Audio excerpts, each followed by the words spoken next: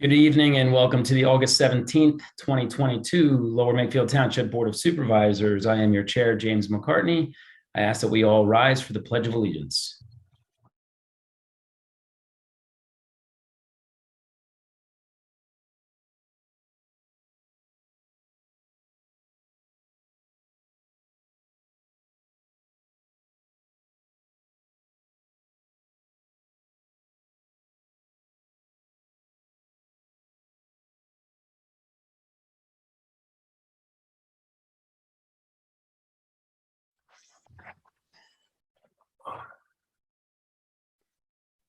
Thank you so much. We're going to do a quick roll call. Supervisor Lewis. Here. Supervisor Blundy. Here. Supervisor Weiss. Here. And Supervisor Grenier. Here. Thank you very much. All five supervisors are present. Agenda item number 4, community announcements. Just a reminder, public comment on agenda items will be taken as each item is discussed. Reminder, during this portion of the agenda, residents and youth organizations may call in to make a special announcement or contact the township at admin@lmt.org to request a special announcement be added to the agenda. A reminder, Lower Makefield Township Farmers Market is back at Charlene Farms. They will be there every Thursday from 3:30 p.m. to 6:30 p.m. June through September. I believe agenda item number C is No walking. There are no walking. So we're putting the walking on hold for now. Community Day is Saturday, August 27th at 12 p.m. There will be more food trucks than ever. I don't know if that's even possible. Live music, 3v3 basketball tournament, and a variety of vendor and free rides and activities will also be available. The night is capped by a full sky fireworks at dusk. Hey, James, while you're on that one, I know that Parks and Rec is looking for volunteers. So many ways to volunteer. Great thing for students looking for those hours and adults as well. So just contact Parks and Rec. Thank you so much for that, Suzanne. Lower Makefield Township's Park and Recreation Department will be hosting Zumba After Dark with Sandy and Janine. This event will take place on Friday, September 16th, 2022 at 8 p.m. at the LMT pool parking lot, located at 1050 Edgewood Road, Yardley, PA 19067. And you can register for that event at capturepoint.com. That's capturepoint.com, all one word. September 18th, 2022 is the 19th annual 9/11 Garden of Reflection 5K Run Walk at Memorial Park. This race benefits the Lower Makefield Township Garden of Reflection Endowment Fund. To register, visit www.9-11memorialgarden.org. And the EAC will be hosting a lecture series Thursday, September 22nd and 29th, all about electricity, called "You Flip the Switch and the Lights Better Come Back On." How the electricity gets from the generator to the house, for all of us interested. So happy to share that our own favorite resident, Lee Pedowitz, will be leading that discussion based on his years of experience in the electrical industry. So I think he self-titled the talk. Love it. And if I could just jump in, James, and say thank you to all the residents who were able to come out to our blood drive. It's the second one we've had this year. The target was 32 usable vials of blood, or however we should measure that. And instead we got 35. So many residents, signed up, and then as life gets in the way, came to readjust.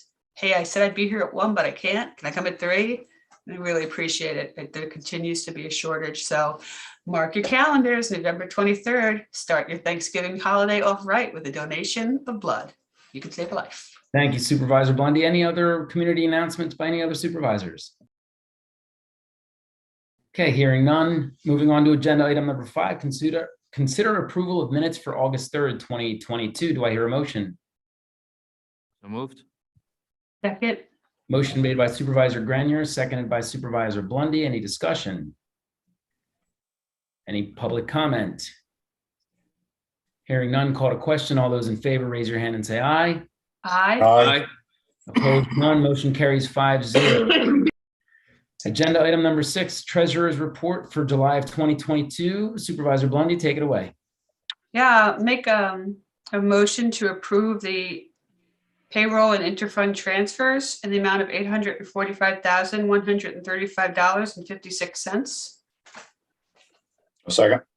Motion made by Supervisor Blondie, seconded by Supervisor Weiss. Any discussion? Any public comment? Hearing none, call to question. All those in favor, raise your hand, say aye. Aye. Aye. Motion carries 5-0. And I'd like to make another motion to consider approval of the warrant list from August 1st and August 15th, 2022 in the amount of $1,429,907.47. Motion made by Supervisor Blondie, seconded by Supervisor Weiss. Any discussion?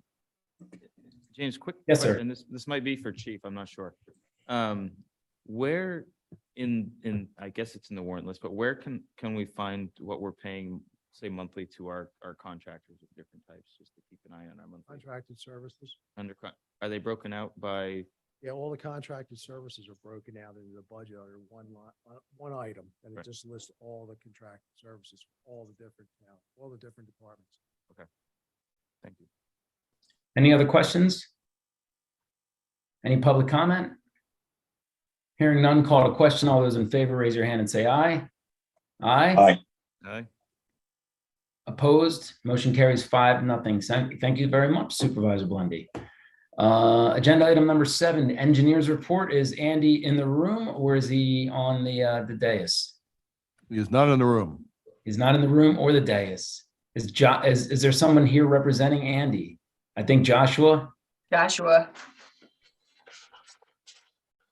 He's on mute. Oh, unmuted. Joshua, can you hear us? I can. Hold on one second. No worries.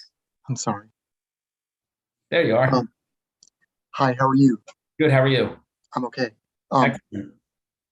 Hold on one second. My wife is sending me a call.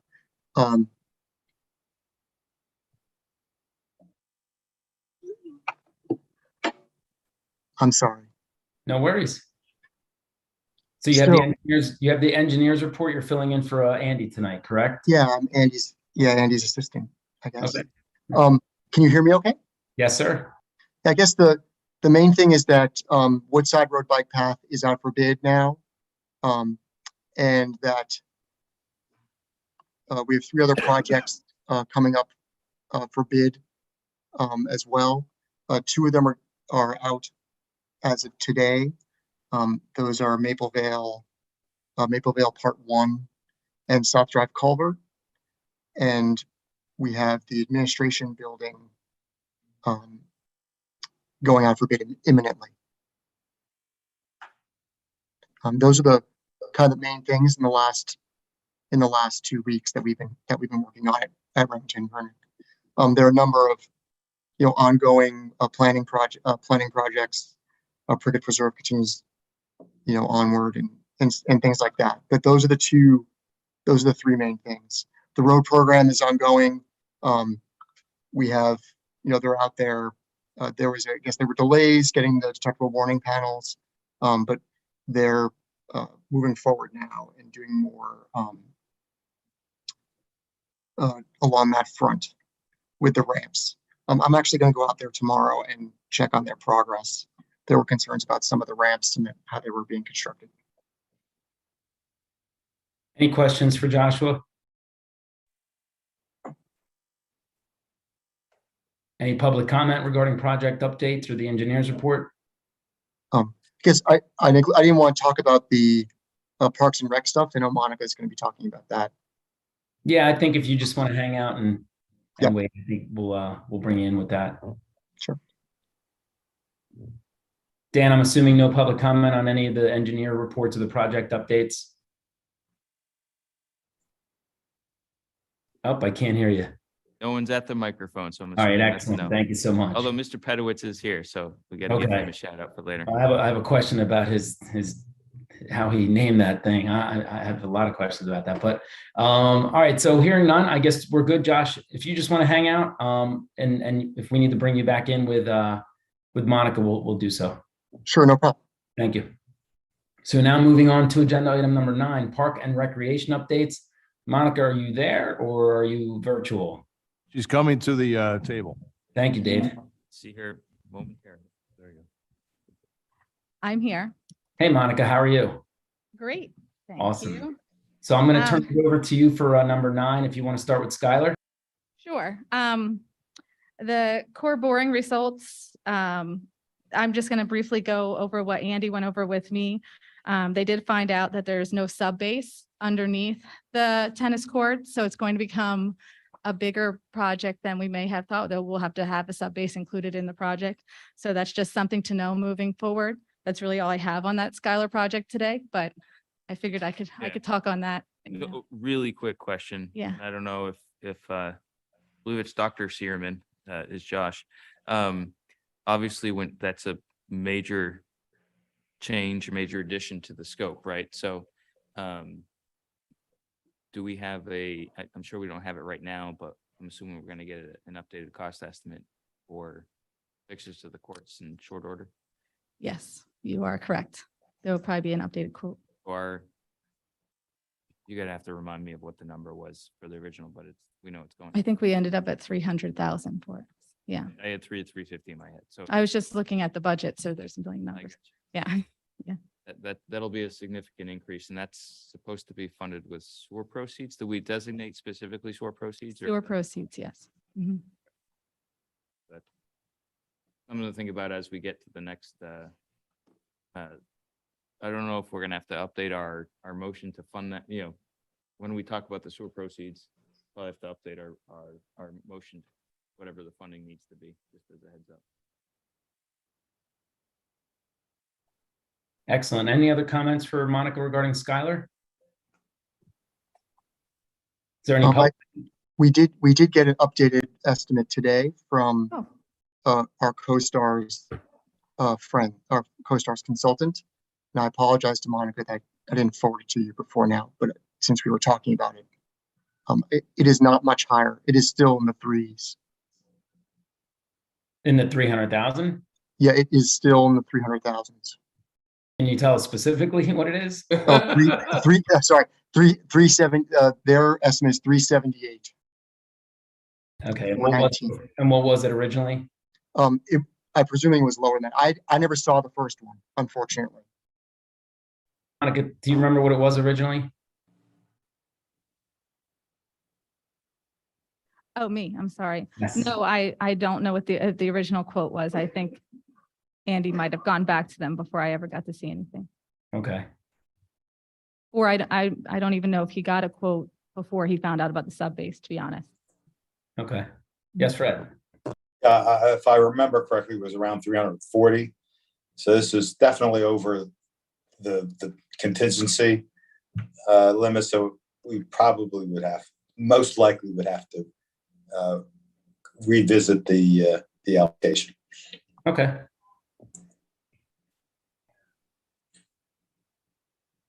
All right. If you want to move on to 9B, which is Kaola update. Oh. There's public comment here in the, Public, One up. Oh, there's public comment regarding the Schuyler update?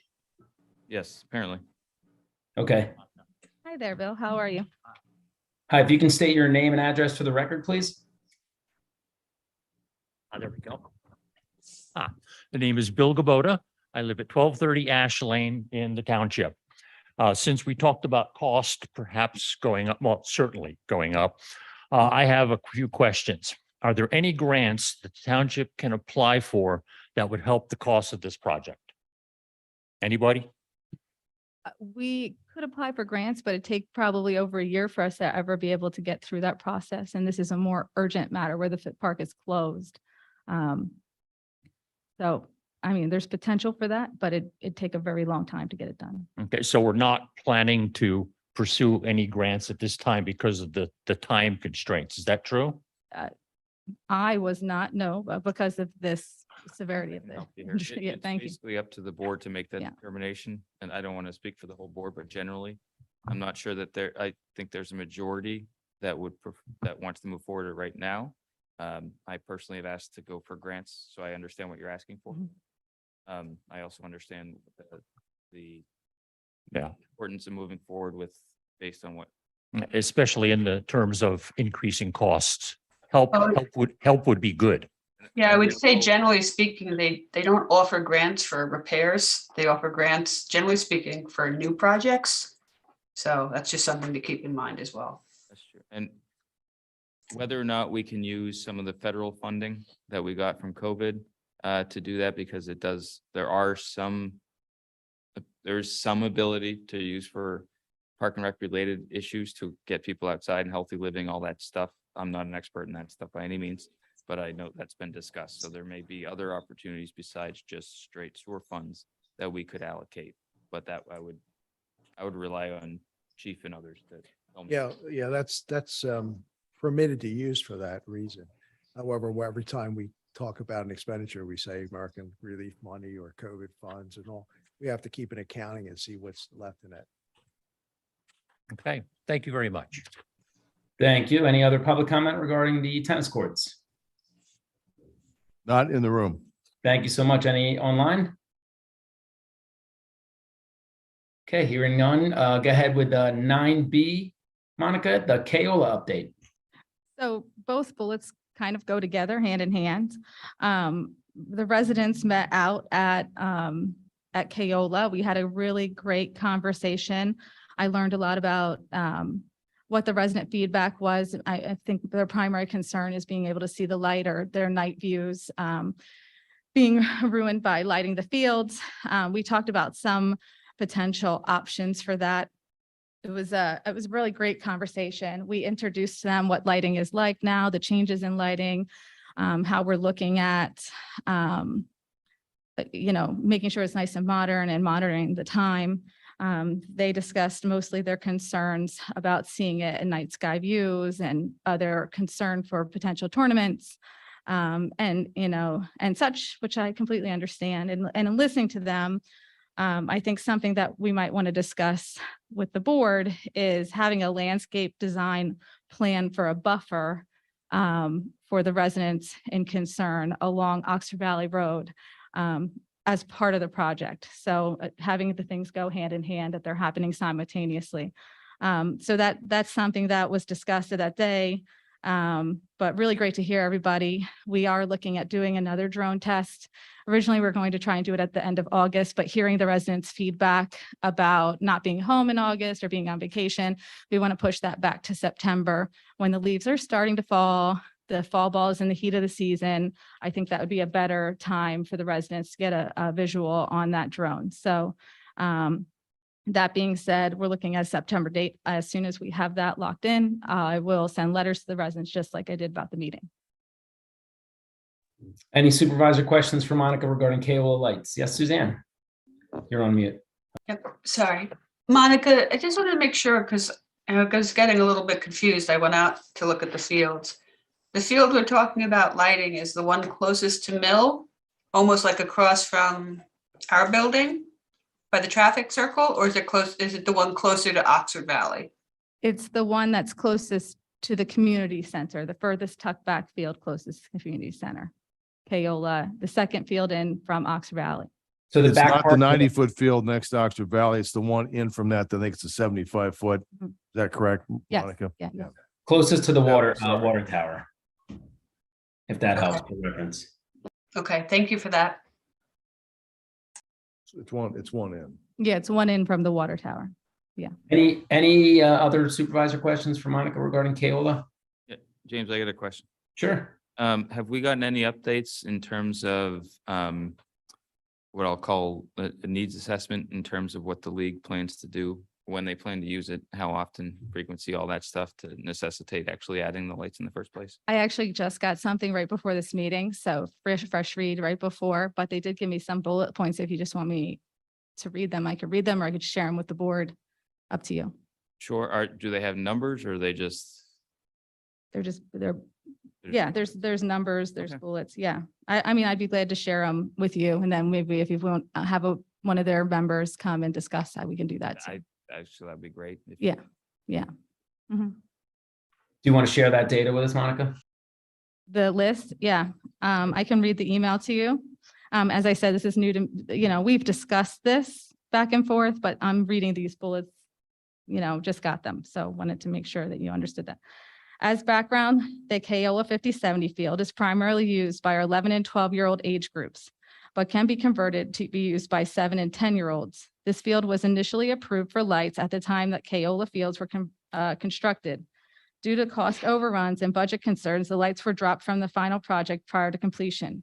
At the moment in fall, PAA has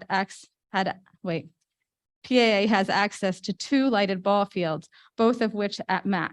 MAC A is a 60-90 field and is used by our older boys aged 13 to 16. MAC B is a 50-70 convertible field and is used every night in the fall for practices. The majority of our baseball players consist of players in the 7 to 12-year-old age group. So I guess actual numbers are not on here, so we can get more. Currently, we are not able to provide an in-house fall ball baseball program based at our fields for our players, these age groups, due to the lack of lights. Beginning in October, the earlier sunset makes it impossible to complete games before we lose light. As a result, we partner with Levittown Continental, and our families travel to their facility on Route 13 to use their lighted fields for the entire fall season. This is a meaningful inconvenience for our families. Neighboring organizations such as Morrisville, Langhorne, Middletown, Fairless Hills, Levittown Continental, Northampton, and Newtown have access to lighted fields and utilize them in the fall. We do run our fall ball program and on our fields for 13 to 16 age group by lighting. We do run our fall ball program on our fields for the 13 to 16 age group. By lighting Keola 5070, we are able to have our 11 and 12-year-old fall ball program here in Lower Makefield, utilizing the 2 lighted 5070 fields, Keola and MAC B. During our spring season, we deal with meaningful amounts of rainouts. We have the ability to utilize additional field on Friday and Saturday nights for makeup in-house games would be meaningful for our facilities. As I mentioned, the 5070 field is used by our younger ages, primarily 11 and 12-year-olds, convertible for ages 7 to 10. We do not intend to schedule any games that we begin after 7 p.m. during the week or at 8 p.m. on Friday or Saturday nights, given the ages of the players. Our baseball program consists of players who live in 19067 zip code, with a vast majority residing in Lower Makefield. We do not hold many baseball tournaments besides our Babe Ruth Cal Ripken district state tournaments, which rotate from year to year amongst member organizations. It is not our intention to increase the number of baseball tournaments or to schedule non-in-house games utilizing the lights at Keola. And this is from Matt Curtin. He is the brand new commissioner, and that's why it took me a little longer to get, because there was turnover. Thanks, Monica. Any questions for Monica regarding? And you can share that with us so we can look at it again, but just notes, it sounds like it's mostly for fall ball for 11 to 12-year-olds, and then for spring ball for 7 to 12-year-olds. Yes.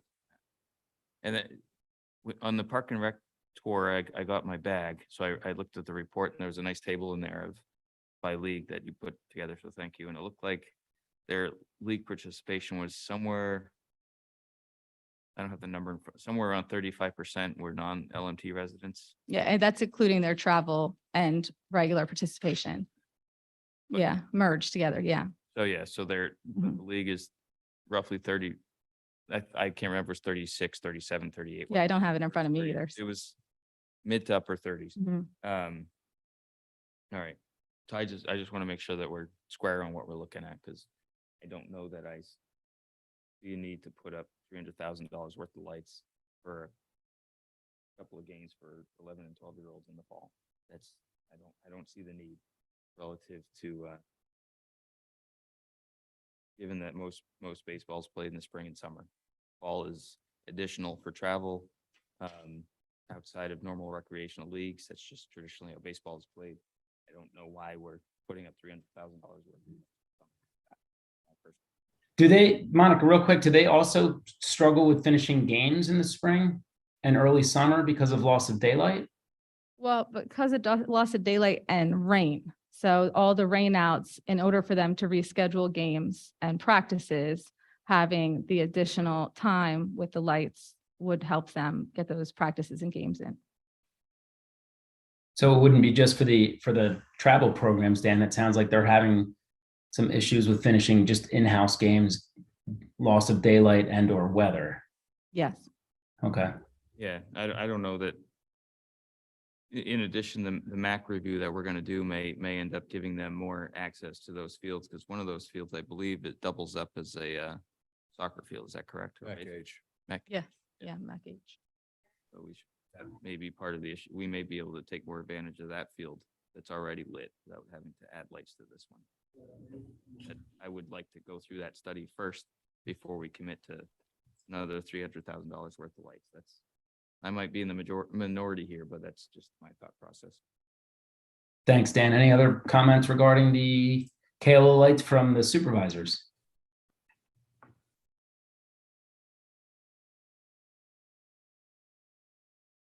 John? Go ahead.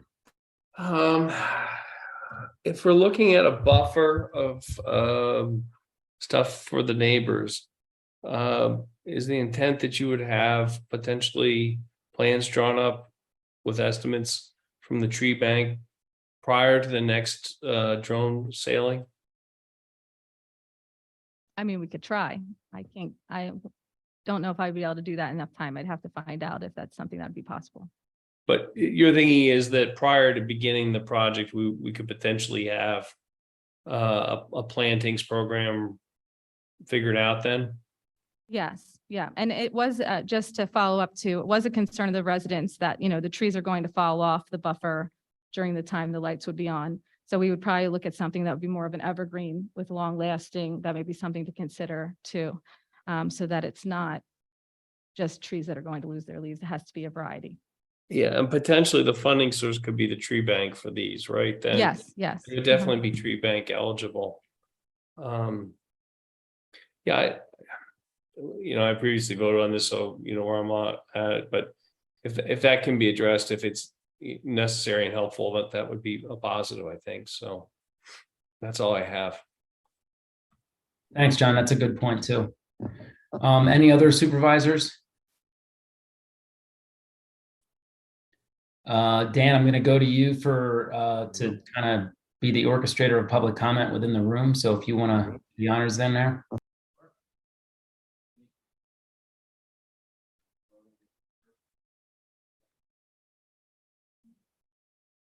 right, I have my microphone. Bill off. Gabota, 1230 Ash Lane in the township.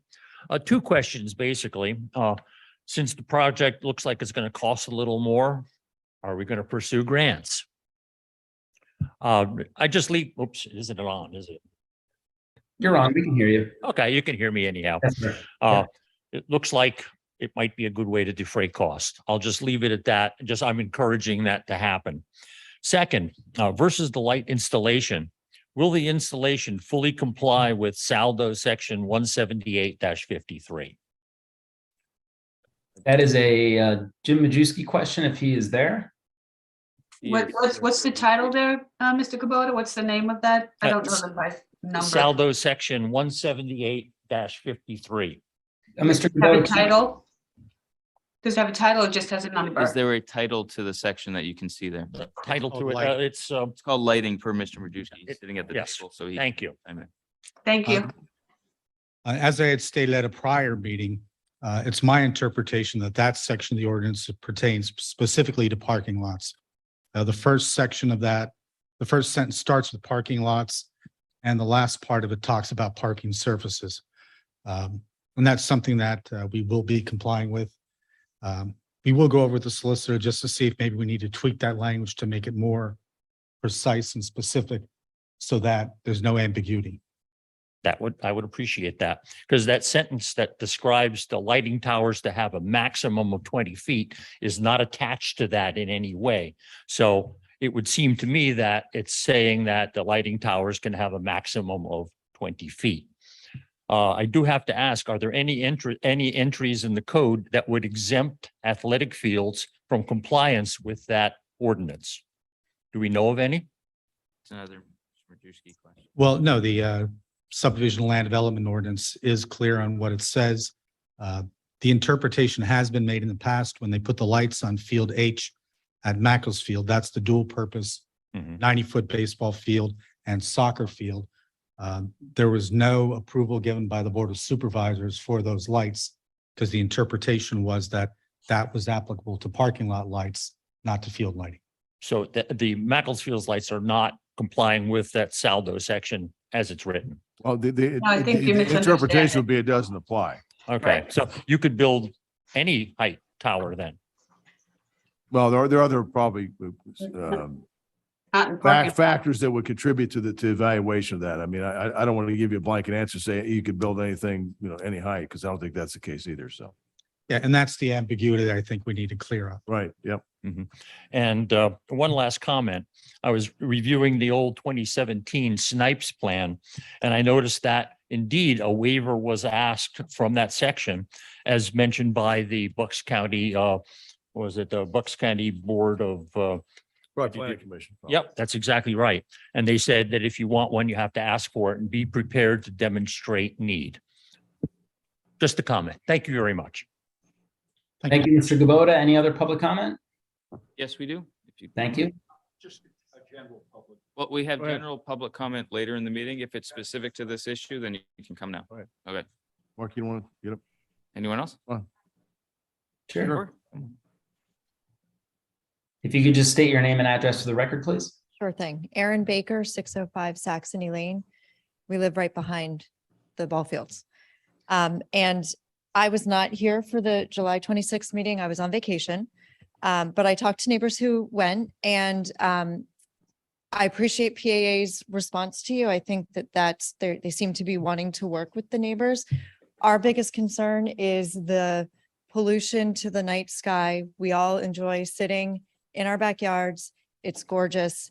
And we're worried that the lights are going to diminish that experience and have light pollution and noise pollution from the games.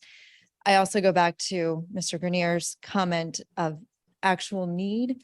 I was told by the neighbors who attended the meeting that there is a field over by the pool that's lit. And I've actually seen the lights when we go to the pool.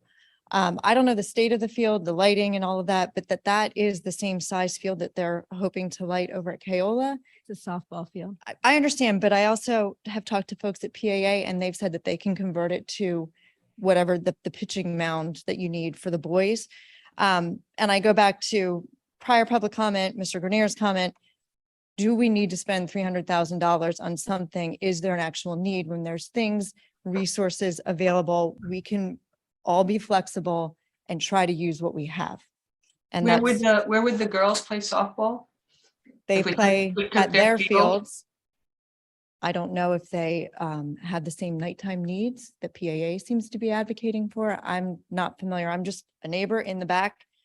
Don't want my night sky changed. So that's my point of view. Thank you. Thank you, Ms. Baker. Monica, real quick, is PAA runs the softball program as well, right? Sure. Yes, they do. Yeah. Okay, so have they done, an analysis based on softball needs versus baseball needs, based on the existing infrastructure? I'd have to go back to them on that. I don't have that handy for me right now. Okay. I'm sure they have. I just don't have that handy.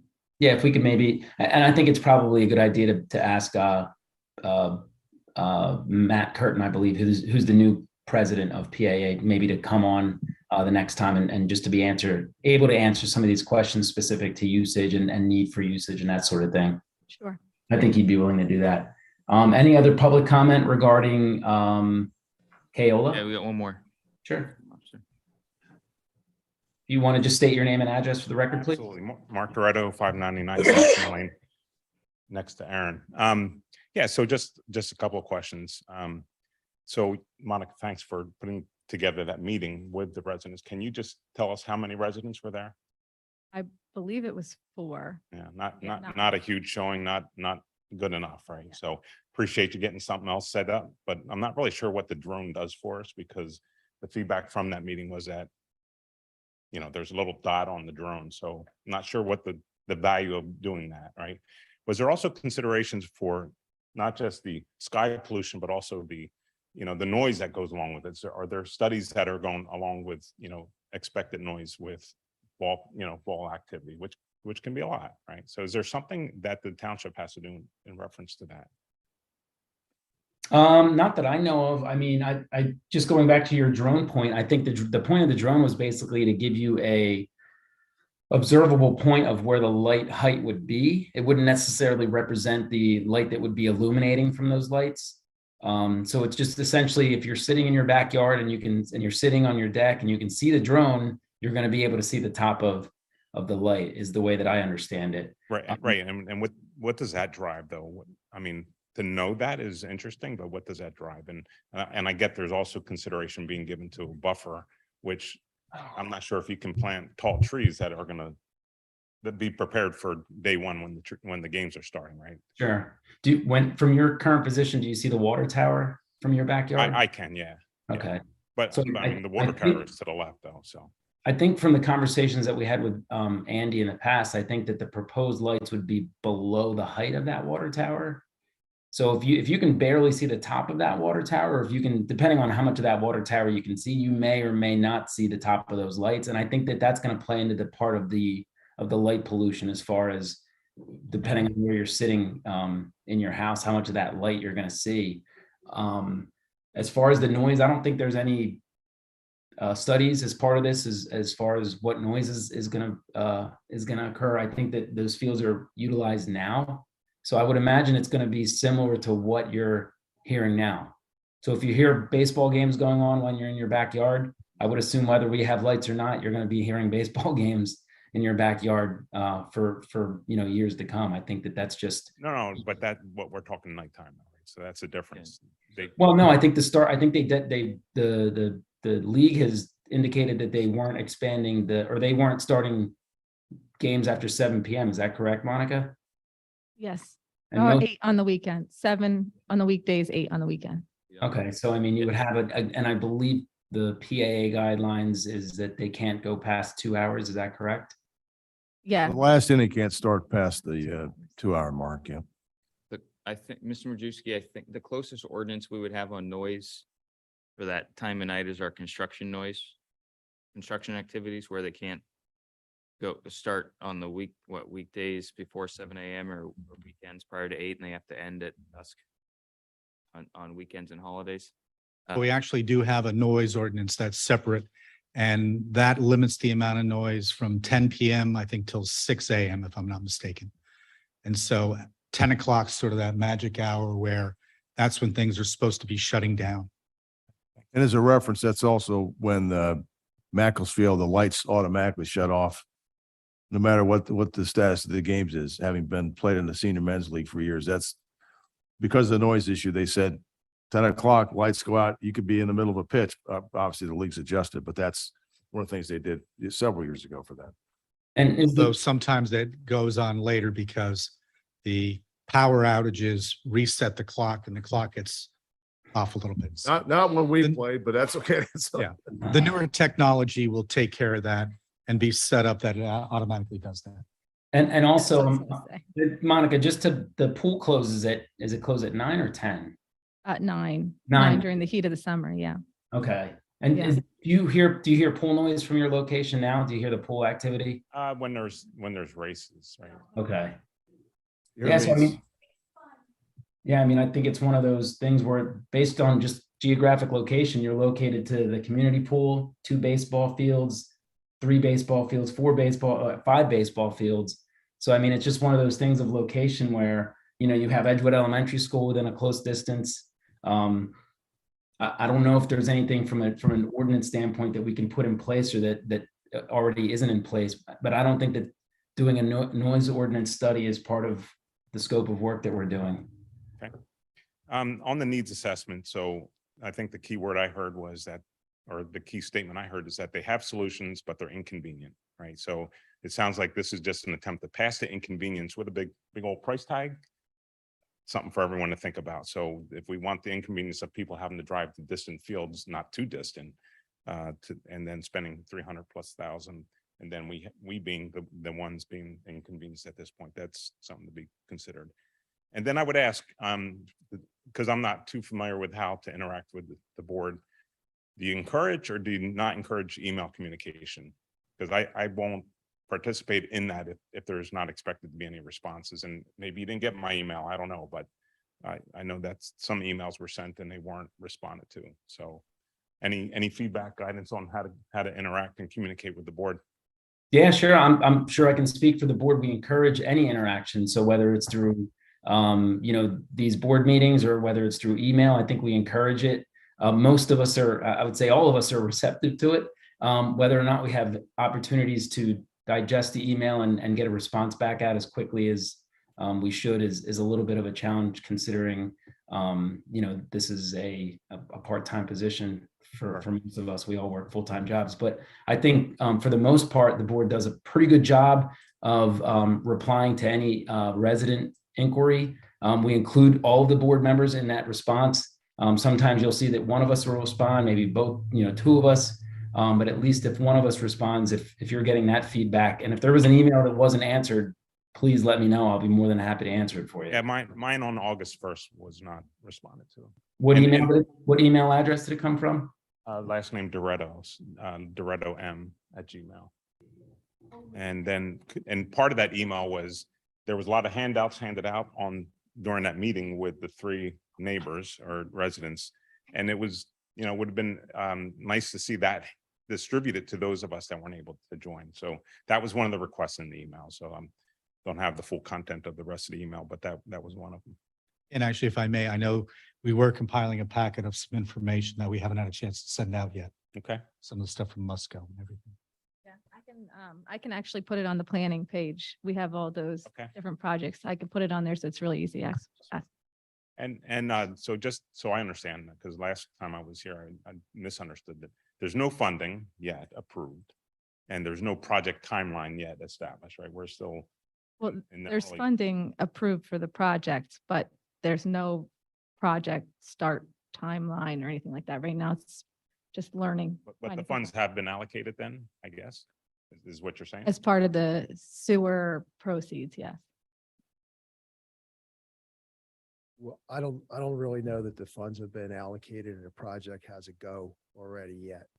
So did the board vote on this project? Yes, the board voted on, Allocated the money from the sewer funds? yes. For this project? Yes. Lights? That- You may want to check. I know we voted to allocate funds to several park and rec projects. Mhm. Some of them are specifically allocated from the sewer fund itself. Right. It was just saying, we're gonna put some funding that we have available from the For these, multiple for these buckets projects? towards a handful of them, Projects.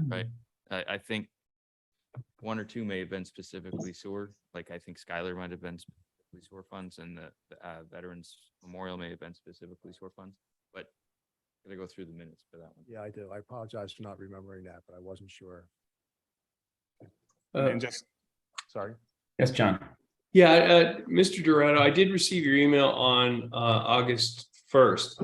And I actually forwarded it to our township engineer so that he could have your pictures and stuff, because he was asking me about concerns he had received from the community. So I had batched up all the emails that I had gotten. I didn't specifically respond to yours because I was waiting for some resolution on that. I sent him, there's about 3 or 4 of those, and he has all of them, including all the pictures and everything like that. And so that at least in that case, I read your email and I acted on it. So I'm sorry I didn't respond to you directly, but sometimes in that case, I didn't want to take and say, hey, because we were still in the process on this, we hadn't figured out what the drone flight was going to be, when that's going to be. In general, I will tell you, and I want to say this, even though, I'm not particularly excited by the lights here, I do want you to understand that the reason why we're doing the drone flight and the reason why Monica's taking the extra time is we want to make sure that we're listening to your concerns and addressing your needs. And we want to be helpful and flexible if there are things that we can mitigate. Now, when you started, I can appreciate where you might be saying, well, what's with this drone flight stuff? The idea here is for you to understand if you can see the light or not. And if you can't see it, it should put your mind at ease that the downside that you're going to face is not that high. The negative externality is relatively low. And we want people to feel comfortable with that before we do anything that changes things. And I think Monica has been really, I know she kind of did it really quickly in the first one, but has worked to get people engaged and is listening. So please know that, and I can send you my forward and all the other stuff. And by the way, at any time, you know, the right to know request means you can ask for all my email, and you can find out whatever, however I answered anybody, because it's all public, which means if you email me and I respond, that's part of the public record. So.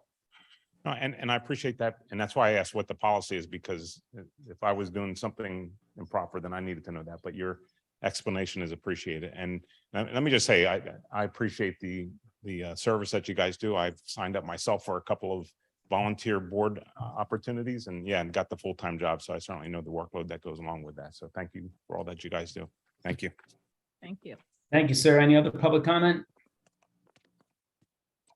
I don't see any in the room there. Oh, we might have one. If you could come up to the podium. Is it specific to the lighting issue, or is it a general public comment?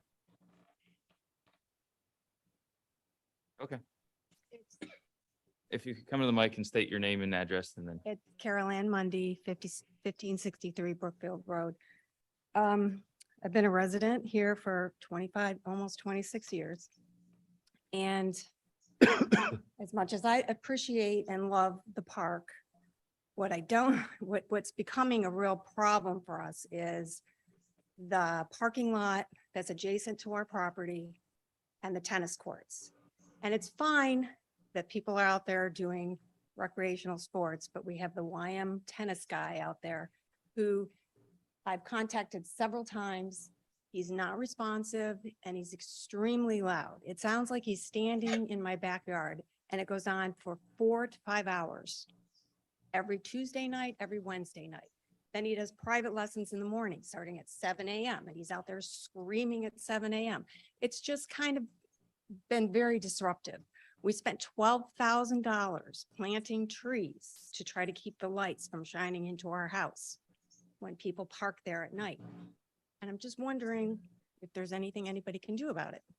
Just so I'm clear, I was typing to make sure I knew where you live. So you're by the new Memorial Park courts, is where, just so everyone's aware of what we're talking about.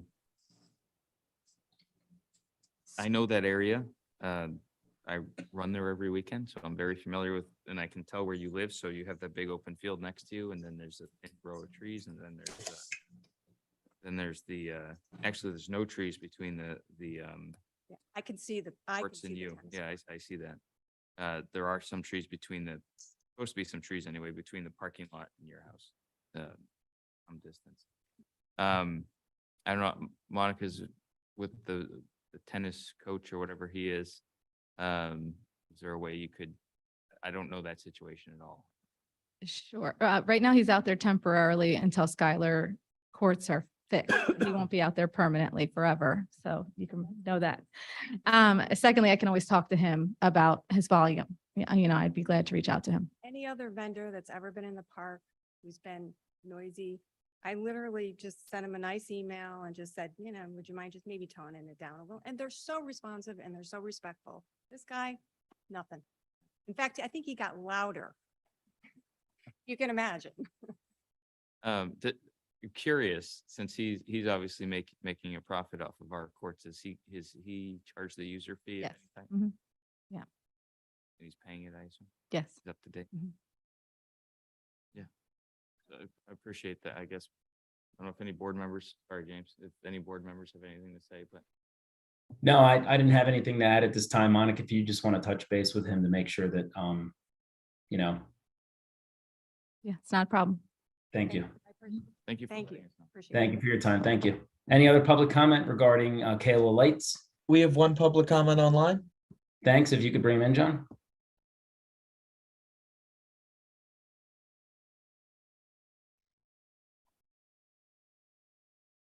Lori is now in the room. Thank you. Lori, if you could state your full name and address for the record, please.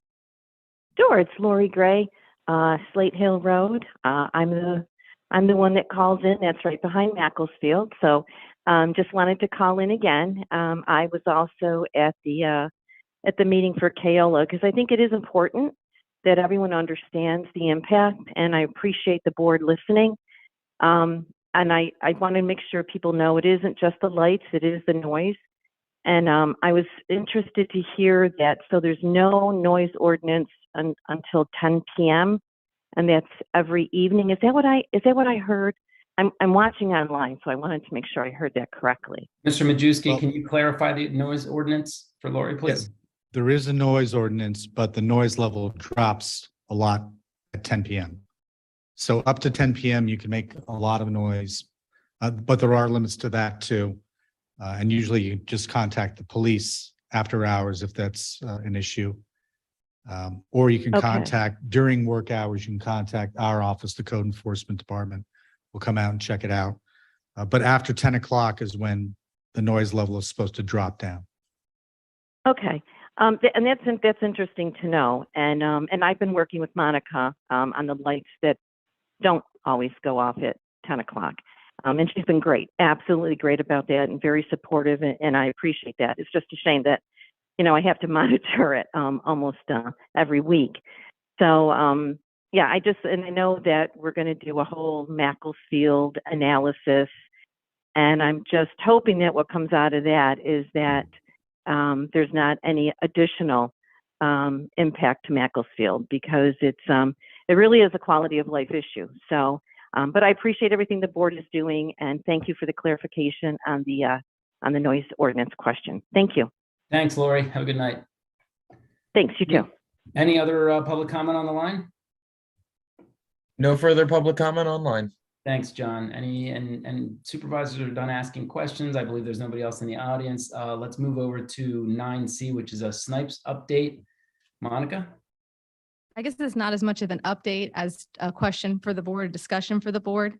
I know we're doing with Makefield Park study right now, but something that we can do on snipes is a tree assessment, something that's been brought up by many residents as a concern.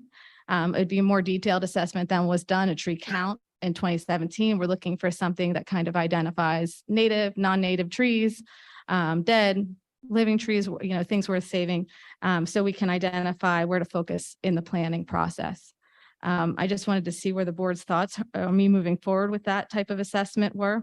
And if I could just look into it and maybe find some quotes. Any comments regarding the tree assessment at Snipes? Sure, no off. I would actually, if we're gonna, I think it's probably a little premature to start for a specific tree assessment. That has a very different connotation for what it's used for. If we wanted to do anything at Snipes, I would do something more along the lines of a habitat assessment, which includes an assessment of trees, but not only trees, but understory vegetation, whether or not there are any wetlands or stream, and anything like that in terms of general habitat. That's sort of, I think it's generally required, Mr. Majewski, you can correct me if I misspeak here, generally required by our EIS or EIA requirement, where we describe what habitats at a site for development, just generally speaking. And that was done 6 years ago, 5 years ago. So I think probably a little bit premature for purposes of starting to develop site plans and all that stuff. Well, we wouldn't be there, but it would help with the idea would be that we'd have an idea where we could focus when we're doing our public meetings and things. Yeah, I think I would probably focus more on just getting Mac done first, rather than trying to do too many things at once and then pivot after that. Once we know that we need to do something, it's nice. That's my personal opinion. Thanks, Dan. I support at least gathering information, Monica, so I'm in favor of it. Any other supervisors want to chime in? Is there a Snipes plan online somewhere? A couple of folks have told me that there's like a plan published on one of our websites, but I haven't seen it. It's everything, like the whole history of Snipes, like every document historically for Snipes on the Park and Rec page, the planning button.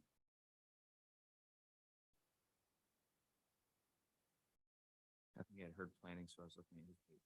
Oh. Maybe we can link it both, so if people go both ways.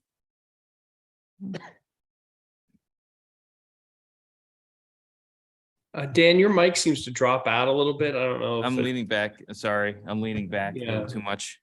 Can you hear me now? Yeah. Good. So- So we've heard from Supervisor Grenier, Supervisor Blondie, Supervisor Lewis. Do you want to chime in on the assessment of trees at Snipes? Well, there's not really a motion for that, but in general, I'd kind of I'd want to focus on the stuff that we need to do on Macclesfield first. And look at that down the road if that's necessary.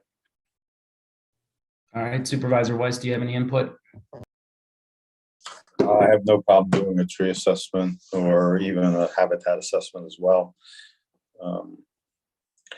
What happens at Macclesfield will affect Snipes, and getting a baseline on what would be needed will just, I like a holistic approach. This is all part of it, my opinion. Fred, I will not, and this isn't saying relative to when we actually do habitat surveys in practice, the springtime, March through May is typically, if we're going to do a specific habitat survey, if there is anything there of importance, when we would typically have to do it. That's the general habitat guidelines that we have to follow from a state and federal perspective if we're doing that for anything specific. So it's probably the best time of year to do it is. Yeah, so we later can do the spring. tree assessment now and the habitat assessment augmented in the spring. I have no problem with that. Monica, just to confirm, you're just looking for approval of the board to get some quotes for the tree assessment. Is that correct? Yeah, I just wanted to see what you were feeling, and I can go and look forward into what it would look like, more process. I wanted to spend time where you want me to spend my time, more or less, so. Okay, I'm in favor of Supervisor Weiss's approach and Blondie's to do the tree assessment, or get at least a quote for the tree assessment up front, and to maybe tie that in with a habitat assessment in the spring as recommended by Supervisor Grenier.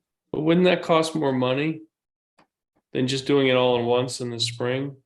Yeah, that's why I think we're just looking at prices. I don't think we're actually looking to spend the money. So I think maybe if you can get quotes on whether it's all one, or if it's cheaper to do it all in the spring, or if it doesn't matter if we do one piece of it now and a piece of it in the spring, I think that's maybe what we should figure out. But respectfully, even if we had the data, it wouldn't change any action we would take between now and the spring. Is there a sense of urgency for the tree assessment, Monica? No, I mean, I just felt it was something that we could do while we were working on MAC to kind of get an idea of what we're looking at. From a regulatory perspective, if as we get closer to something, certain aspects of a habitat assessment are only good for a shortened amount of time.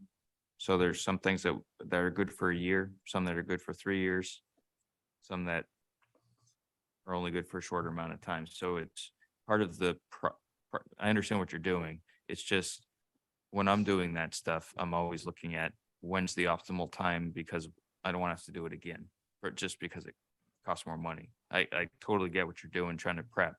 And maybe there's something we could do just to get a baseline understanding. But when it comes to doing formal assessments per specific regulations, federal, state guidelines, we just have to be careful about timing so that you don't have to do it 2 or 3 times. Thank you. That's what we're trying to, where my comment coming from. Monica, would you be able to also get some data from whoever would be giving us these assessments as far as expirations and how long these assessments are good for from a habitat study? I guess the tree study is going to be the tree study. That's really not going to change much, right? So we're going in there and you're trying to see how many of these trees are non-native species and or deceased or on their way out. Mhm. Is that correct? Yes. And then they'll want to look at diameter breast height. So their size their circumference at 4 feet tall or so. So that's because of our woodlands ordinances and some of our tree ordinances, that becomes a concern. So every year it goes by, trees get bigger, simple. So that's something that has to get updated at some point along the way. doing a tree specific survey tells you about trees. That's not a full scale study but it gives you some information that you'll have to do again later. That's all. So I understand what you're doing, why you want to do it. It's just, do we do it now or do we wait a little while we do something else and then say, okay, let's go all in, because they don't take that long. So you just want to, you can do that. Let's, for example, game plan this totally hypothetical. We do the MAC study over the course of the next several months. Sometime in the spring, we have an idea what a MAC plan could look like. At that point, okay, we know what MAC could look like. It says maybe we have to do X versus Y at Snipes, or it's a recommendation. Then you go in over the course of a week, let's say, do that full scale habitat study at Snipes. You know what's there. Then you can start master planning or whatever you want to call it at Snipes. But it doesn't take. I'm just game planning for what things might look like. Sure. And potentially after the review of the Macclesfield revisions, there could be shifts between other fields and other areas that, would be a stronger influencer or non-influencer in whether Snipes is needed or how many fields are needed at Snipes. I'll leave it up to. Yeah, I was just going to weigh in. I think the issue here is whether or not we want to direct Monica to get quotes for these things or not to commit to any. No. I'm not saying whether you should or not.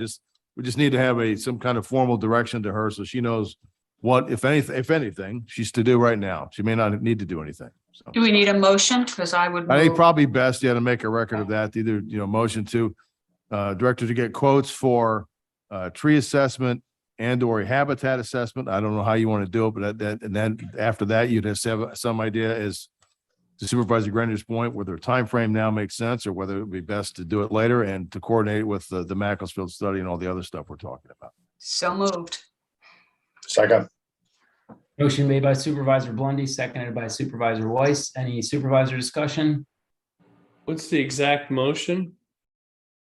Again, I think To that's a compel good question. Monica, to direct Monica to get information, including bids for tree assessment and in the alternative, Habitat assessment. habitat assessment. I mean, should I go on, John, or is that enough to anchor you? So yeah, so you're asking her for quotes on those two items, but not a specific timeline then. Well, what was also included was an understanding in the quotes of how long they're good for, right? When they should best be conducted, to Dan's point that some studies make sense or should only be conducted. So to gather information so that we can make or not make an informed decision in the future. If there's no other supervisor discussion, and there may be, but if after that, there may be public comment. I don't want to, so I know there's some folks here in the room that may want to make comment about, so I don't want to cut off supervisor comment. I just want to make sure that we were clear on that here. Will do, Dave. I'll make sure I give them time. Is there any other supervisor comments regarding the motion on the floor? Hearing none, is there any public comment? Yes, Mr. May, I know would like to approach he's one. I'm not saying he's the only one, but he's one. Thank you. If you could state your name and address to the record, please. Yes, my name is Richard May. I live at 1270 Creamery Road, which of course, as you all know, is directly across the street from Snipes. One of the concerns I've had, and by the way, I've lived here since 1987, and I've seen whenever the board decides that they're going to, oh, let's go do an analysis of this before the other analysis is done. There's you're pushing for that second thing to happen. And I've seen things like the dog park, the golf course, and the stuff that happened with the railroad where we have this crazy thing out here that it seems like every bid comes in, or this is going to be about this much money, and it's constantly overrun higher. We already heard today that apparently the tennis courts are going to cost more money than was originally done. The dog park cost over $500,000. We had to give $4 million more to the guy when we condemned his thing to build the golf course. Okay. Record's not really good, folks. I don't see any reason at all to even consider spending money on doing a site tree thing. And by the way, site tree is not the only issue. There's an eagle that lives in there. There is wetlands that live in there. If you run around and count the trees and think about, okay, if we can eliminate all these dead trees, then only have to cut down some real live trees. Okay. That's also a big environmental concern because obviously trees have a lot to do with helping us with a cleaner environment. Mr. Mayor, if I could, I think that's what Mr. Grander suggested, also the habitat assessment, which is part of the alternative in the motion. Just Right. that takes, I think that. I get that, but that's two different assessments and two different prices and money we don't need to spend on trying to determine whether we can stick this 2 soccer fields in with all the other accoutrements to it for a cost of $5 to $10 million on money that we got from the sewer authority. We're just constantly going through, and by the way, as we know, Makefield has a lot of fields there to begin with. Hence, you're going to do the assessment to see what can be done in order to improve on how the usage of that goes. But the real problem isn't so much the uses of it on a day-to-day basis. The real problem is what occurs when they have these tournaments where they bring in teams from hundreds of different teams across the country. And they need those fields for that reason. We here in Lower Makefield don't need it for the regular soccer games that are going on around here. And so it just fries me that this organization, which you already pointed out, the people who run it make over $300,000 for running something that I always thought was a volunteer type of thing when you're volunteering for Yardley Makefield soccer. It just, it seems like there's a wire in from the board to somebody at YMS that is causing this constant spending of money on athletic fields and all these other things. It seems like the goal here is to use every dime of what's left from that sewer authority on fields and sports facilities. And I think we frankly have a very, very good sport complex throughout the township already. And even the consultant said that we're admired for the fact that we have all these things. So I just think that we need to stop jumping ahead towards pushing to yet a different decision before we've made the first decision on whether or not Makefield is going to be sufficient. That's all I have. Thank you for your comments, sir. Any other public comment regarding the? Yes, James. Yes, go for it. Hello again, Bill Gabota, 1230 Ash Lane in Lower Makefield.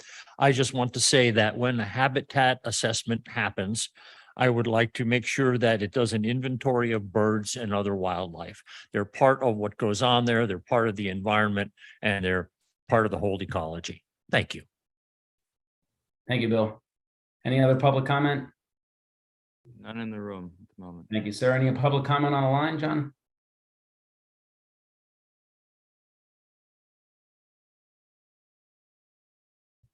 Hear none. Call to question. All those in favor, raise your hand and say aye. Aye. Aye. Aye. Opposed? No. Motion carries 3-2. So you have the specifics of the motion, Monica. If you have any questions, please follow up. Yep, thank you. Thank you very much. Moving on to agenda item number 10, Chief's report. Chief Boozy, take it away. Thank you. Good news. Arley, Grant, Big Oak, and Makefield. PennDOT was able to find our request for an extension, and they granted the extension till December of 2023. So Safe Engineering is aware of that, and they're moving on with the project. So hopefully that'll go smooth. There is no decision on the rights of way yet. Still working on that. Any questions or any other? Okay. The other issue is consider pay request, second pay request for sanitary sewer main cured in place pipeline project in the amount of $31,568.85 to Vortex LLC. You recall the original contract was in the amount of $303,969. This is the last payment of that contract. And it's my understanding that there's $51,280 that was not used in that contract. I'll make a motion to consider pay request number 2 for sanitary sewer main cured in place pipeline project in the amount of $31,568.85. I'll second that. Motion made by Supervisor Blondie, seconded by Supervisor Weiss. Any discussion? Yes, John. Interim township manager / chief, Yes, quick sir. question for you. Okay. Does that indicate that we were under budget for that project by $51,000? Yes, I understand that that's going back into the contract and it's unused quantities. Does that mean we spent less than we projected to spend on that one? Yeah, yes, sir. Okay, the only reason why I bring that to your attention and because sometimes that does in fact occur, actually quite frequently, but we don't call that out. So you don't mind that I brought that to your attention at all? That I do not, not, Okay. but I cannot take credit or blame for I it. know that So, I'm not asking you to take credit. Well, you can take credit on that. Who Yes. cares? But I just wanted says to I bring have that. to take credit. Dave says I have to. take Yeah. credit. Just want to bring that to attention because not every project goes over. Some do, some don't. And when a winner comes around, just as important to remember that as well. So Thank you. Thank you. I'd be happy to vote for this. Thank you, Yeah. Supervisor Lewis. Any other comments by supervisors? James, if you don't mind, and actually kind of piggybacking on that, because I think, I don't know if I could say most, but it seems like a large number of our sewer projects over the last 2 years have been under budget when finally completed. Then I don't know if we've been lucky or we just have high budgets, but I'm wondering, and I'm sure you don't have it in front of you, but I'm wondering if we could look at total budget versus total spend on these sewer lining projects. I'm not sure how many we have left, if any, that Lower Makefield's responsible for, because it seems like, I think we were, at one point, I think in the fall, we were probably we were better by like 125,000 or more, and then some. So it seems like there were a couple of opportunities that when we saw those trends happening, I was trying to push for some decreases in sewer fees to our residents, but we were advised not to do that for various reasons, including the sewer sale. So this is this our one? Is this our last project? I believe so. You believe so? We're done with it. Okay, let's make sure. Thanks, Dan. Any other supervisor comments? Any public comment? Anybody on the line? All those in favor of the motion on the floor, raise your hand and say aye. Aye. Aye. All those opposed? Opposed? Motion carries 4-1. And I think you're on for one more there, Chief. Nope, you're not. That's it. I'm on. Okay. I think. You are done. Thank you, sir. Appreciate it. Yeah. Agenda item Sorry, number let's 11. cause it. Thanks. Just the first thing in my report, there was an executive session, excuse me, it started at 6 o'clock tonight. All those supervisors were in attendance along with Chief Caluzzi, myself, and for a portion of an outside counsel. Informational items, litigation items, and real estate items were discussed. And that meeting concluded at 7:30, right when this meeting started. 2 items under my report before we get to zoning hearing board appeals. On the second one, I've asked my colleague and partner Barbara Kirk to weigh in because she did draft the brush, grass, weed, and tree ordinance, chapter 84, but that's the second item. The first item is consideration to approve enactment of the amended vacant property ordinance. If you recall, I think it was 3 meetings ago, Fire Services Director Tim Chamberlain was here talking about the need for this, given some of the circumstances with a few of the fire damaged properties in the township that seem to remain inordinately vacant and not cared for in this to the extent where it does cause some kind of a potential public safety issue. So we would ask, and this has been properly advertised, we would ask, unless the board has a contrary opinion, to approve enactment of the amended vacant property ordinance. I'd like to make a motion to approve enactment of the amended vacant property ordinance. Motion made by Supervisor Grenier, seconded by Supervisor Weiss. Any supervisor discussion?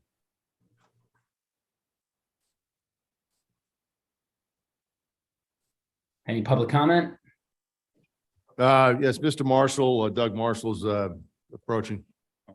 Yeah, thank you. Doug Marshall, 1009 North Elbow Lane.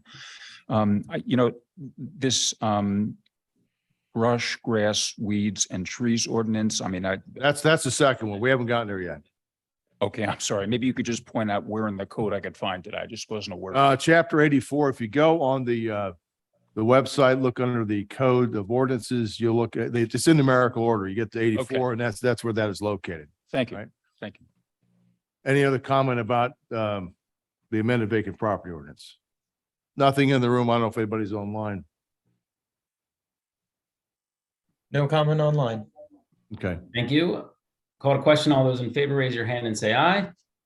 Aye. Aye, opposed, none. Motion carries 5-0. Solicitor Truelove, I apologize. I should have sent you a message earlier. 11B is going to be scratched from tonight's agenda. Oh, okay. Apologies, and I apologize. My partner, Ms. Kirk, does not need to be president, so she can go back to taking care of her grandkids. I apologize, Ms. Kirk. Thank you for coming back on. Have a great All evening. right, so we will defer that to another meeting then. So Correct. Okay. Thank you. it's Good night. not before tonight. Thank you, James. Thank you. All right. With that, then, I will move to the zoning hearing board appeals. There are two of those tonight. The first appeal number 22-1973, Robert Peters appeals for the property located at 1566 Clark Drive, tax parcel 20-021-098, requesting a variance from Township Zoning Ordinance 200-23 B in order to construct a shed, which would increase the impervious surface from the existing 17.95% to 18.48, where 18% is the allowable amount. Given the zoning hearing board's oversight in these matters, we would recommend deferral unless there's a contrary opinion in the board vote. Hearing none, the second matter, appeal number 22-1974, Bob Hesser for the property located at 1463 Woodview Road, tax parcel 20-065-267. It's requesting a variance from Township Zoning Ordinance 200-27 B in order to construct a concrete pool decking, which would increase the impervious surface from the existing 26% to 32%, where 24% is the allowable amount. I would note that in his application, he makes special note of mitigation measures. Again, this is very similar to many of the applications we've seen over the last 2 to 3 years. Unless there's a contrary opinion and a request for a vote, I would recommend deferral of this matter to the zoning hearing board as well. Hearing nothing contrary to that, it is then, there's no vote required, and I'm done with at least my part of the meeting. Thank you. Thank you, sir. Any questions from the supervisors for solicitor at this time? One quick one, if you don't mind, James. Absolutely. This isn't a gotcha one, don't worry. Can you update us on the property at the point? I know they went in front of the zoning hearing board. Yeah, I don't have all the details. I know it was approved with several conditions. I don't have all those details in front of me. I believe there was a reduction in, now Barbara would know about that, but she's not here anymore. There was a reduction in the amount of, you know, Jim, you could, the amount of number of units and some other issues too, if you want to weigh in. There was an addition that was proposed to the replication of the Quill House. That was removed from the plan and 1 unit was removed. So now it's 13 units overall. And it includes the renovation of the Ishmael House at the corner, the replication of the Quill House, and then the construction of, I believe it's 3 new separate buildings containing apartments. And there also, I think, was a requirement for sidewalks. In fact, I think the neighboring property owner, Dr. Semino, after hearing it, as I recall anecdotally, was told that he did speak favorably about the revisions to the plan. So there were a lot of conditions imposed that were agreed to by the developer at the end of the day, at the last time. That's, again, I'm having more general knowledge of it. Yeah, the reduction of the unit was the big concession. Especially the one specific unit at the back of the house, I think. And that was that specific one. process-wise, he still has to go in front of HARB for certificate of appropriateness and their final recommendation for approval as well, not specific to zoning issues, but Facades and things. facades and whatnot. Yes, he'll have to go back in front of the HARB. And I think they've gone through and addressed many of the HARB concerns with the look and feel of the units, with porches, the way they're masked and put together and everything. And then they'll have to refine that based on the last input. They also need to go to the Planning Commission and get land development approval for that. Appreciate it. Thank you. Cool. Thanks, James. Thanks, Dan. Any other questions for the solicitor? All right, hearing none, we are moving over to agenda item number 13, zoning inspections and planning. At the last Historical Architectural Review Board meeting, the board unanimously recommended that a certificate of appropriateness be issued for the Dogwood Skate Shop. They're proposing an addition on the rear and putting a handicap accessible ramp in the rear of the property on the building at 1700 Yardley Langhorne Road. So if the board thought it appropriate, you'd have to vote to authorize that certificate of appropriateness. I'd like to make a motion to authorize their certificate of appropriateness for 1700 Yardley Langhorne Road, Dogwood Skate Shop for rear addition and ADA ramp. Second that motion. Motion made by Supervisor Grenier, seconded by Supervisor Lewis. Any discussion? Any public comment? None in the room. Hearing none, call to question. All those in favor, raise your hand and say aye. Aye. Aye. Aye. None, motion carries 5-0. The other application that HARB recommended approval of a certificate of appropriateness was for 1648 Langhorne Yardley Road. That has an existing stone house called Old Shade. Next to it is an old barn that they plan to renovate, and the HARB unanimously recommended a certificate of appropriateness be issued. Make a motion to approve the certificate of appropriateness for 1648 Langhorne Yardley Road, Milestone Behavioral Health Barn renovation. I'll second that. Motion made by Supervisor Grenier, seconded by Supervisor Lewis. Any supervisor discussions? Any public comment? None in the room. Hearing none, call to question. All those in favor, raise your hand and say aye. Aye. Aye. Opposed, none, motion carries 5-0. Thank you, Jim. Is there any general public comment in the room? Anybody want to I'm Yeah. sorry, go ahead. Sorry, that's all right. No. This is general public comment. So if you have general public comment on non-agenda items, now's the time. Normal public comment rules apply. James, anything else you want to say? Nope, that's it. Just name and address for the record when you come up, please. Doug Marshall, 1009 North Elbow Lane, Lower Makefield. I wanted to ask a question for clarification purposes about a piece of property that was recently sold adjacent to where my wife and I live in Yardley Crest at 1101 Big Oak Road. It's been sold to a developer who's put in some blueprints for developing land there.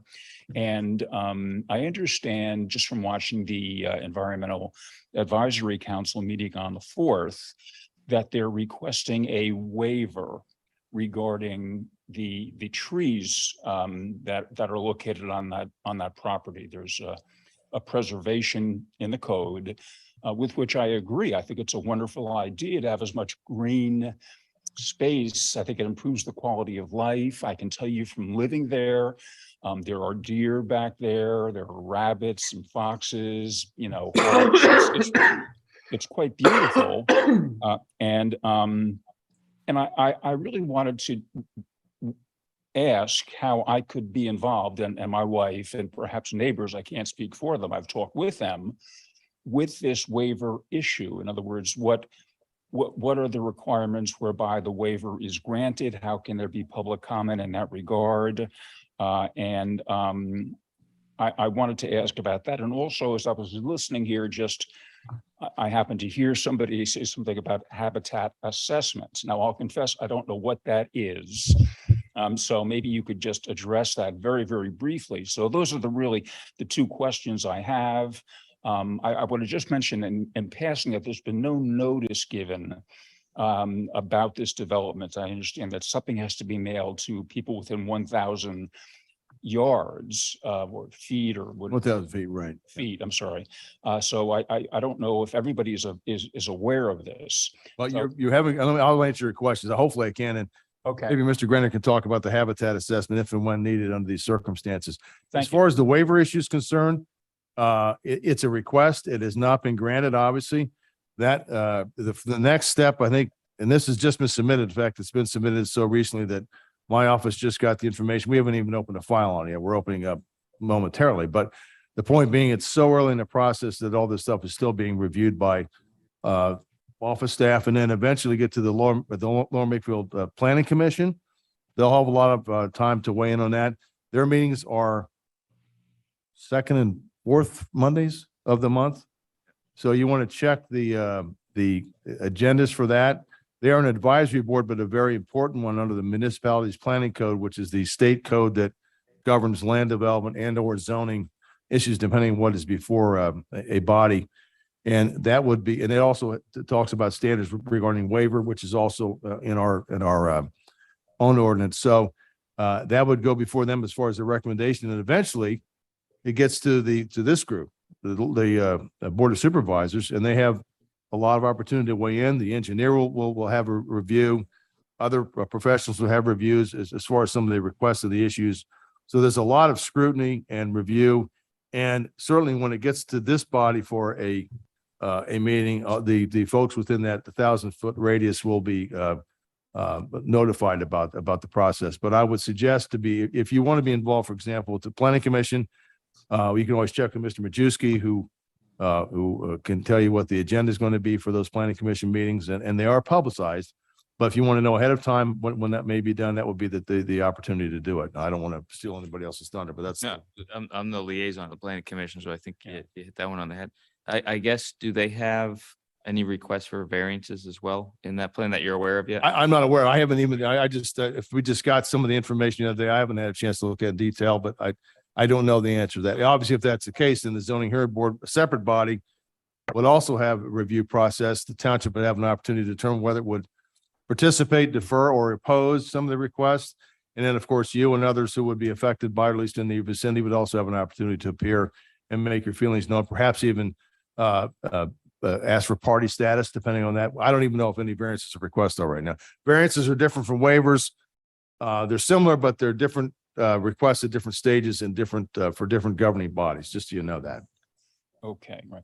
So There's a state code and a local code? The local code has to adhere to and be consistent with the state code.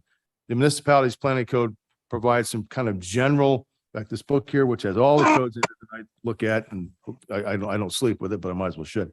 But the MPC is in there, and it talks about, there's different chapters that talk about land development, subdivision. Another one talks about zoning, and then our codes, and this is true for any municipality in the state except for Philadelphia, whole reason for that. But every other municipality in the state, whether it's a city, town, borough, township, first or second class, has to adhere to the requirements or generally for how to govern its administer its land development ordinance and or its zoning ordinance. So.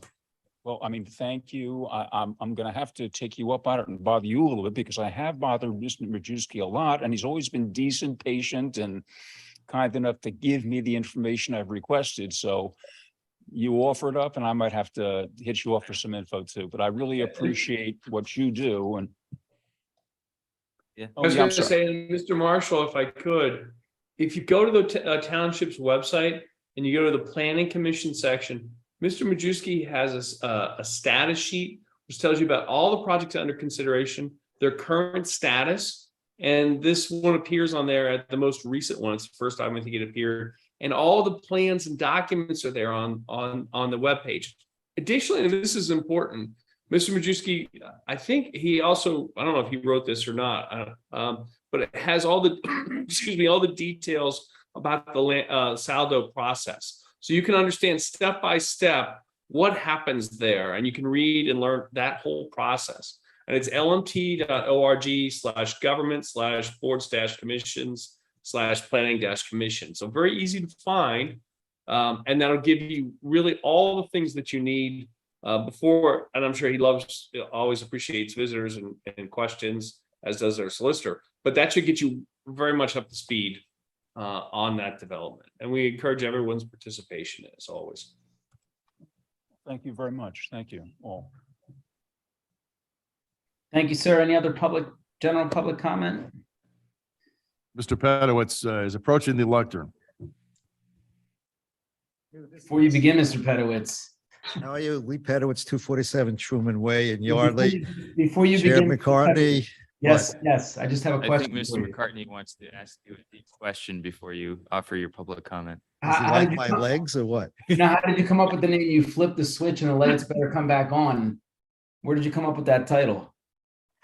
It's a long story. And if All you right. make me satisfied tonight, I'll tell it to you. Nah, we'll save it for another time. Go ahead. What's your public comment?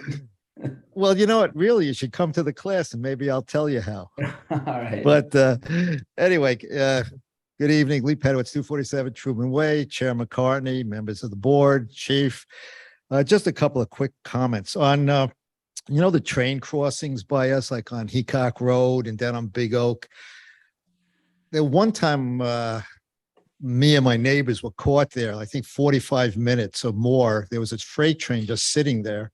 And there have been times when the gates are down and nothing's happening. And I know your officers have come and they direct traffic around the gates. Once I was on my bike after getting it beat up by 301 Oxford Valley Road, but we won't go into that. But the officer came and directed traffic around the gates. But is there anything that could be done with the railroad? I know they have operations they have to adhere to and certain stuff, but I was just wondering. Yeah, usually when that happens, there's some kind of problem on the track up ahead and the train stalled across the tracks, or the gates are malfunctioning because there's a switch problem. It happens quite often, unfortunately. And we don't like it either because we're stuck out there and, we have other priorities and calls that go on. We call SEPTA and CXX a lot for these issues. And sometimes they solve the problem by a mechanical fix or, They just don't do anything, huh? Yeah. it's an ongoing problem. Okay, because, all right, I just figured I'd bring that up. And just the other thing too is the gentleman who was sitting there regarding one of the, I think, Keola, the email trail. I've been dealing a lot with Mr. Majewski, and when Mr. Ferguson was here, I was dealing straight through him or them, because, when Caddis was constructing, we had a lot of issues. And I was instructed, instead of going to the board, to go to Mr. Ferguson. And so I did.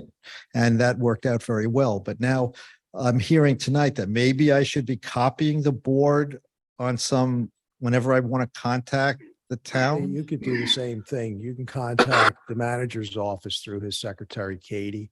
Yeah. She'll make sure she forwards me your emails and I'll look into it. This way, you don't Okay. have to worry. And if it's something the board needs to, be aware Yeah. of, I'll get it right to them. Something I could take care of, I'll take care of it. Oh, no, I appreciate it. Yeah, because there are some issues coming up, I think might be pretty significant. But regardless, and then the search for Mr. Ferguson's replacement, how's that going? It's going. We're still in the early stages of it. Still, believe it or not, applications are still coming in and resumes are still coming in. Yeah. But it's moving along well, and hopefully within the next, as the chair said earlier, probably a month or two, couple months. Okay, well, thank you very much. Stay well. Thank you, Mr. Pedowitz. Any other public comment in the room? Anybody else for public Anybody on the line, John? Hearing none, we are going to move on to agenda item number 15, discussion items. Any discussion items amongst the supervisors? Hearing none, supervisor reports. I have nothing to report. Supervisor Weiss? I'm good. Supervisor Grenier? Planning Commission did not meet. Historical Commission did not meet. The only other item that Harb reviewed was the barn at Prickett Preserve was presented again. They had several comments, and the architect is, pardon the pun, going to go back to the drawing board a little bit and try and respond to Harb's comments on the restaurant design at specific to the barn at Prickett Preserve. Thank you, sir. Supervisor Blondie? Yeah, just thank you, Chair McCartney, for taking off the, what I'm going to call the noxious weed ordinance. It's something that EAC has been working with staff on. And I think there was some wire crossing. So looking forward to getting their comments and hearing more about what we can do to protect the environment from noxious weeds and other invasive type things. They have submitted their plans to help bring some shade to Kids Kingdom. So we're working on getting that pushed forward as we had agreed to earlier in the year. And that is all I have. Thank you, Supervisor Blondie. Supervisor Lewis? Yes, the Citizens Traffic Commission met on Monday and reviewed both a couple citizens complaints around speeding and a couple property development complaints, was able to resolve issues that were brought from the folks in the community, and continue to work on. I'm trying to think if there's anything here people would be specific. There was one light timing issue that was also addressed as well, but nothing too significant. The next meeting may or may not be next month, depending on scheduled items, and that's all I have. And I did wear a mask and sit 6 feet away from everybody for that meeting, just for the record. And I don't want to brag, but I'm still a COVID virgin, so I did take the test and I'm clean so far. So not that anybody was concerned, but. Always concerned. I hear all you guys coughing tonight, and I hope you all can get better for the next meeting, because it's seems to be going around. Thank you for that, Supervisor Lewis. Any other business? Do we have any appointments to boards and commissions? Don't believe so. So with that, I will entertain a motion to adjourn. Moved. Second. So made by Supervisor Grenier, seconded by Supervisor Blondie. All in favor, raise your hand and say aye. Aye. Meeting adjourned. Have a great night.